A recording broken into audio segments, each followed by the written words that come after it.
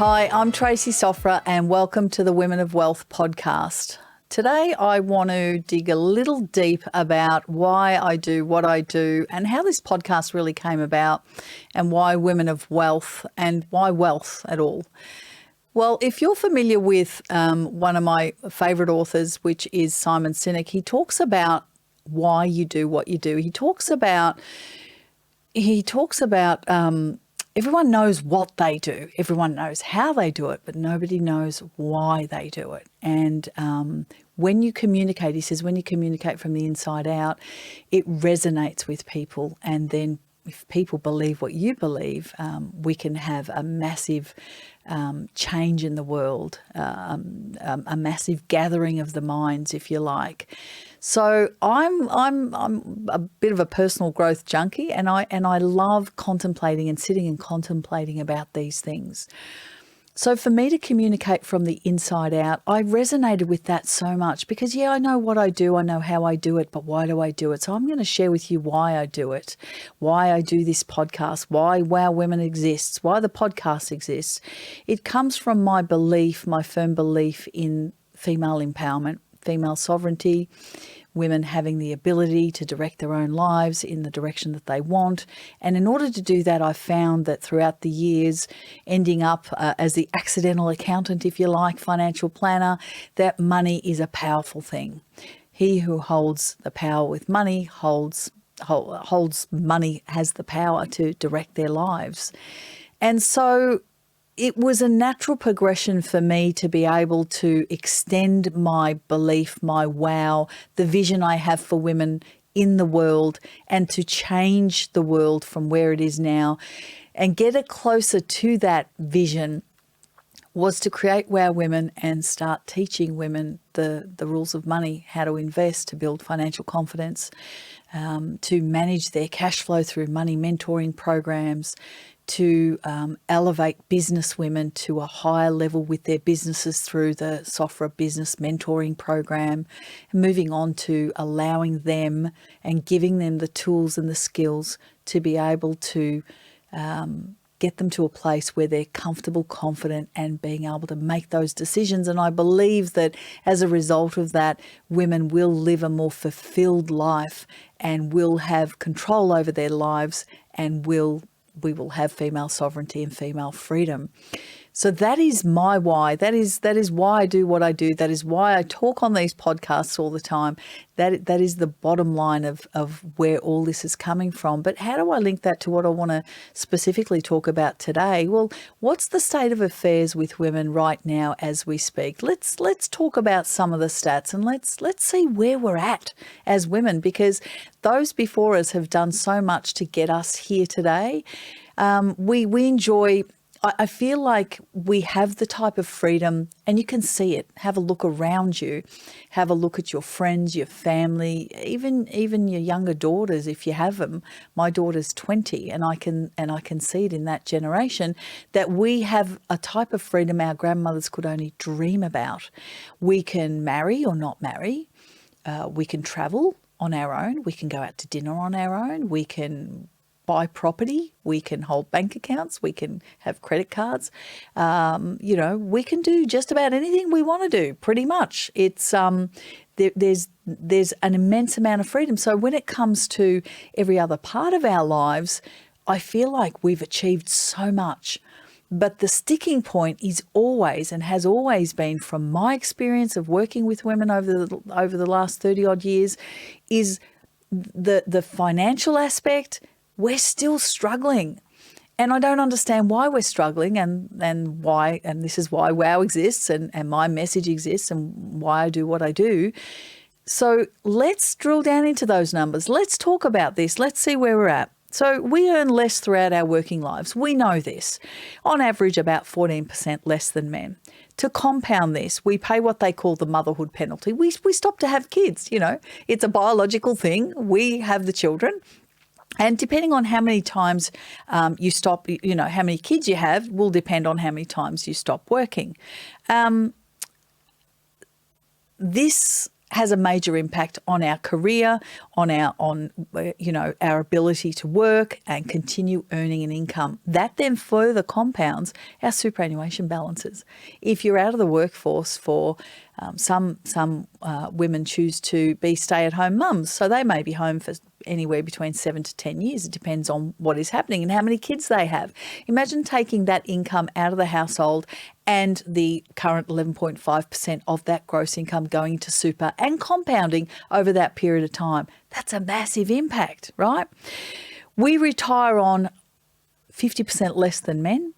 And to complicate this even further, we live longer than men. We live on average more than 5 years. So wouldn't you think, hello everyone, that we need more in retirement, right? Doesn't that just make sense? So to top it off, the biggest hurdle is we are not comfortable in making major financial decisions about our money, and this continues throughout our lives. So you can see how it cascades onto each other. And so what ultimately happens is that at some point in your life, if you're living longer than your spouse, you're going to be on your own making money decisions. If you are a single woman on your own, you're on your own making money decisions.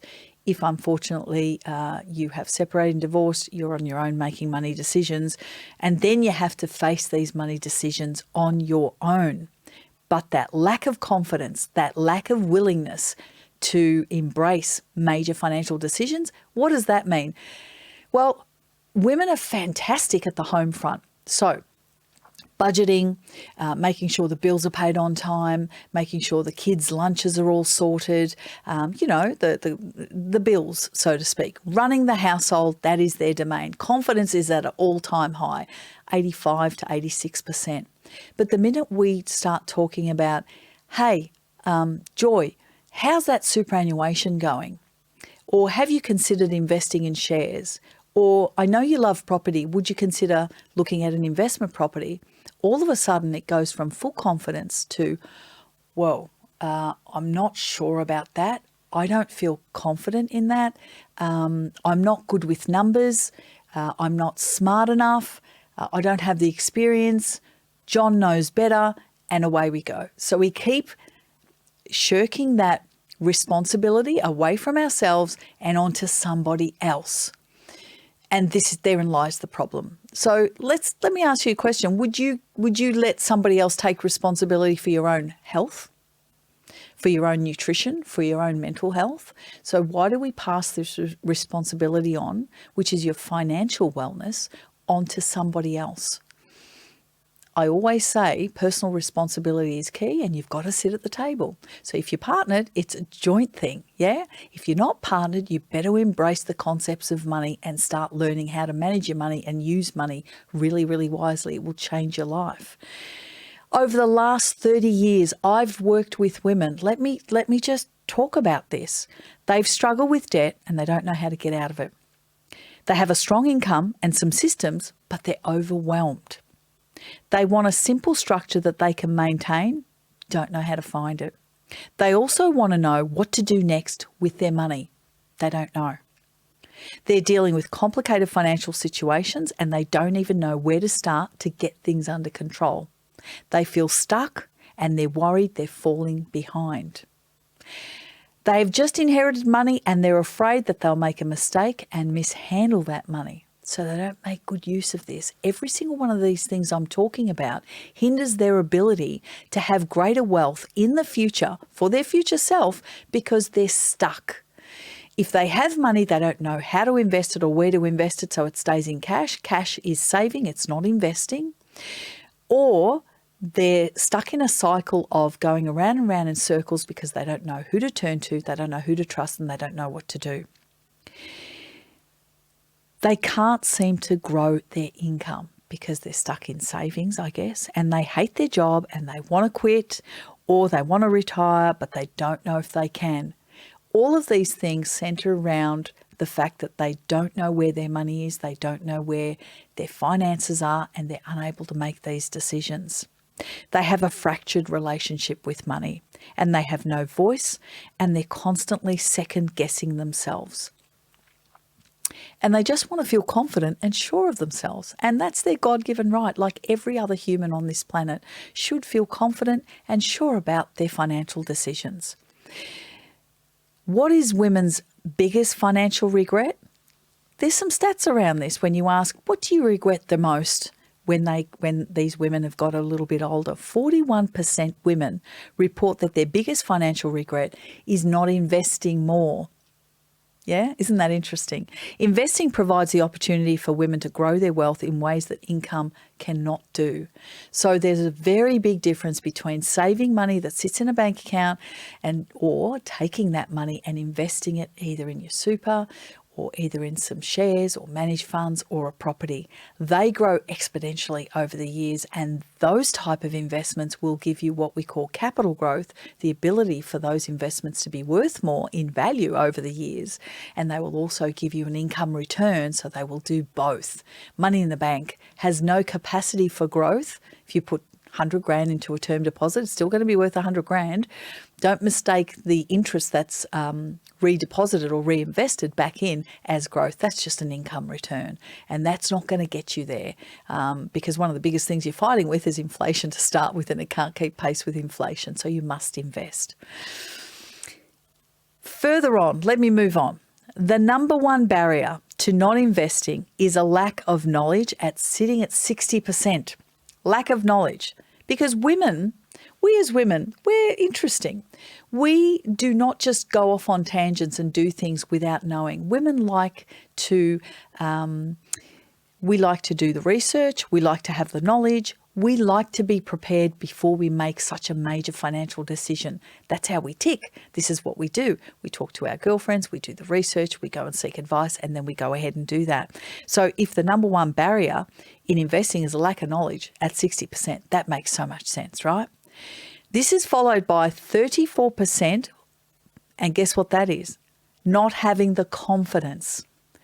So combined, if you are not confident and you don't have the knowledge, you simply don't invest. And what happens then? You end up in a cycle of not investing and not meeting your retirement goals at the end of the day. So when you do retire, your future self is not going to be happy. Yeah, because she's there, as I always say, waiting for you. So let me reiterate that. The number one barrier to not investing for women is a lack of knowledge, sitting at 60%, followed by not having confidence at 34%. What a beautiful segue into what we do at Wow Women. And that is to build your financial confidence and your financial knowledge. And we know having confidence triggers action. And I always say this, it's great to have, let's build your confidence, let's build your knowledge. If you do nothing with that, nothing changes, yeah?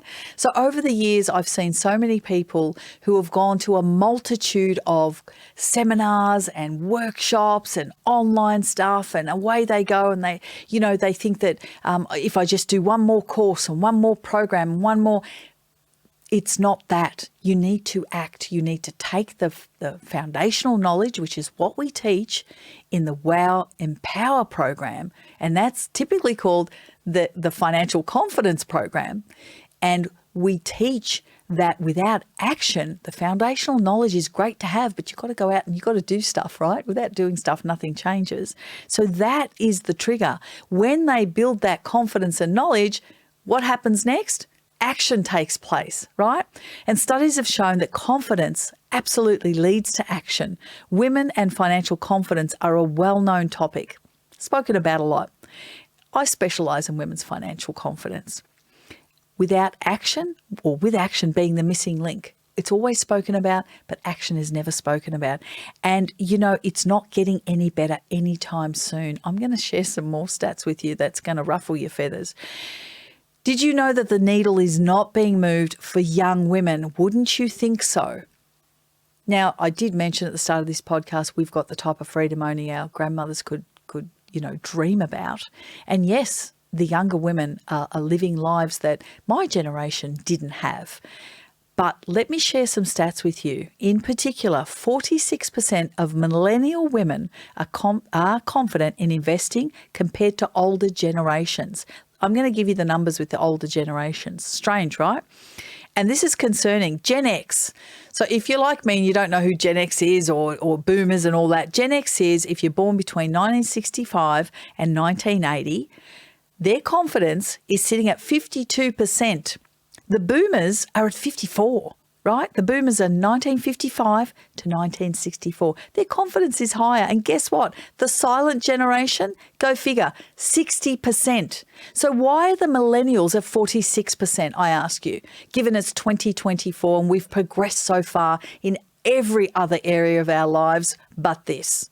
Where are we going wrong? What is actually going on is my question. Progressively declining generation after generation. We have come a long way personally and professionally, but when it comes to finances, there's still considerable work to be done. And that is why I exist. That is why WOW exists. And that is why this podcast exists. My life's mission is to change that by building financial confidence through financial education and action. So at WOW Women, we teach how to manage your cash flow. What's cash flow? It's your budget. It's what's coming in and out. It's the cornerstone of every financial decision. It's never really spoken about. People don't think about that. People just constantly talk about investing in Bitcoin or property is your answer. And, not so much.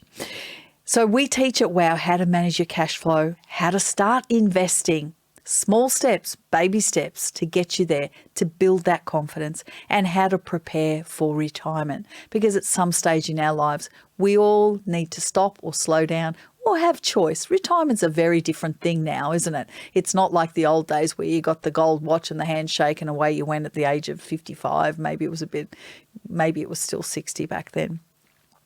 These are the cornerstones to what we teach in WOW.